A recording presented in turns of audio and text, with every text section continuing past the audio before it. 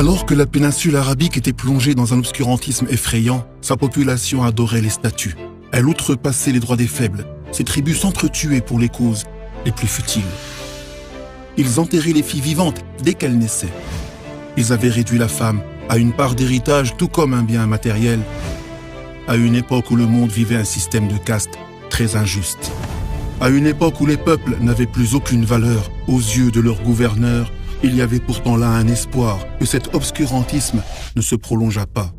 En effet, le 12 du mois de Rabi' al-Awwal, l'année de l'éléphant, est apparue à la Mecque honorée, la mère des villes, dans les quartiers de Banu Hashim, une lune éclatante qui a éclairé la terre d'est en ouest par la lumière de l'équité et de la foi.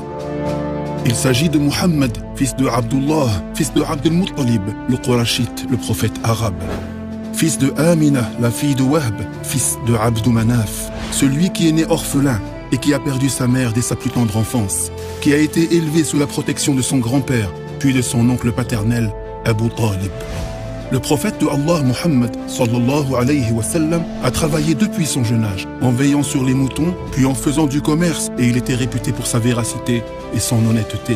Allah l'a envoyé en tant que messager alors qu'il avait 40 ans, à toute l'humanité dans toute la diversité de ses couleurs et de ses origines, au point qu'il fut connu dans le monde entier sous le titre de miséricorde offerte.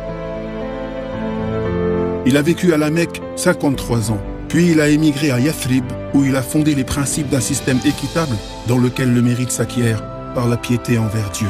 Il a enseigné des jugements, certains se rapportant à l'économie, à la justice ou à l'héritage, cette loi céleste équitable de laquelle les peuples s'abreuvent jusqu'à nos jours. Tous ceux qui l'ont connu véritablement ont reconnu la pureté de son cœur et la noblesse de ses caractères, l'acuité de son intelligence, la vivacité de son esprit, la fermeté de sa résolution, sa douceur et sa modestie. Il s'asseyait avec ses compagnons sans se distinguer d'eux. Il demandait de leurs nouvelles. Il mangeait avec ses serviteurs. Il avait de la pitié pour les animaux et se montrait clément envers eux. Il raccommodait lui-même ses vêtements. Il faisait miséricorde aux plus jeunes et il parait aux difficultés des pauvres. Il dormait à même le sol sur une natte de palme. Elle laissait des traces sur son flanc honoré, mais il n'y prêtait aucune attention. La nuit du lundi 12 du mois de Rabi' al-Awwal, en l'an 11 après son émigration à Médine l'illuminé, cet homme glorieux a quitté le bas monde à l'âge de 63 ans, laissant une lumière qui ne s'était pas éteinte et une voie de droiture sur laquelle les communautés ont marché jusqu'à nos jours.